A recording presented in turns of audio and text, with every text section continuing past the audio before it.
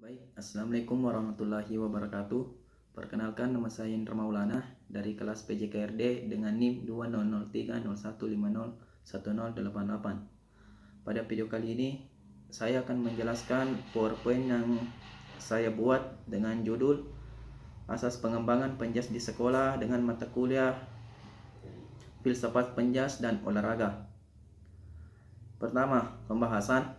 Pendidikan jasmani lebih menekankan proses pembelajarannya pada penguasaan gerak manusia, pemahaman yang lebih mendalam terhadap kecenderungan dan hakikat gerakan ini, misalnya melalui teori gerak dan teori belajar.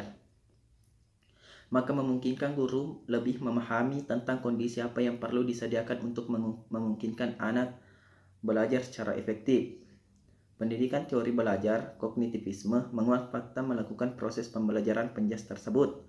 Dalam salah satu teori belajar pengolahan informasi, diungkap bahwa idealnya pembelajaran gerak adalah sebuah proses pengembalian keputusan yang secara hierarkis akan selalu melalui 3 tahapan yang tetap. Pendidikan jasmani adalah wahana yang sangat baik untuk proses sosialisasi. Perkembangan sosial jelas penting dan aktivitas pendidikan jasmani mempunyai potensi untuk menentukan tujuan-tujuan tersebut. Sosiologi berkepentingan dengan upaya mempelajari manusia dan aktivitasnya dalam kaitannya dengan hubungan atau interaksi antar satu manusia dengan manusia lainnya, termasuk sekelompok orang dengan kelompok lainnya.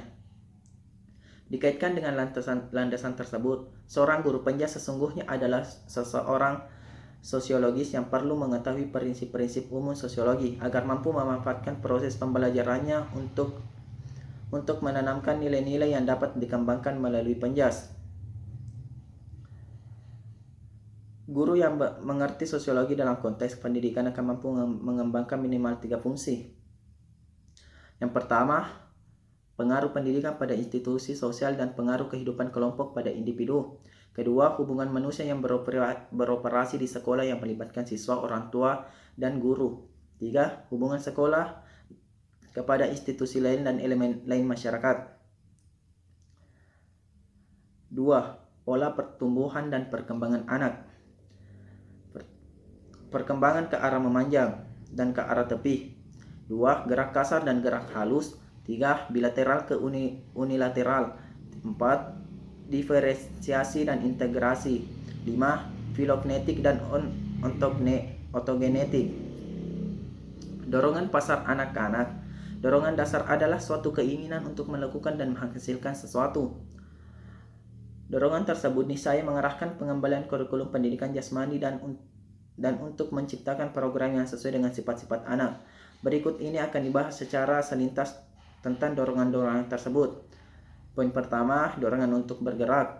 Kedua, dorongan untuk mendapatkan pengakuan teman dan masyarakat. Ketiga, dorongan untuk bekerja sama dan bersaing. Keempat, dorongan untuk kebugaran fisik dan daya tarik. Kelima, dorongan untuk bertualang. Keenam, dorongan untuk kepuasan kreatif. Ketujuh, dorongan untuk menikmati ramah. Dan kedelapan atau yang terakhir, dorongan untuk mengetahui. 3. Asas-asas pembelajaran penjas. A. Asas apersepsi, yaitu guru menghubungkan antar materi yang akan dipelajari dengan siswa. B. Asas motivasi, daya pendorong siswa untuk melakukan kegiatan atau aktivitas.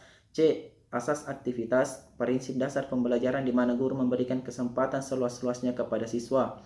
D. Asas individualitas, di mana guru harus memberikan individual baik fisik, mental maupun status sosial.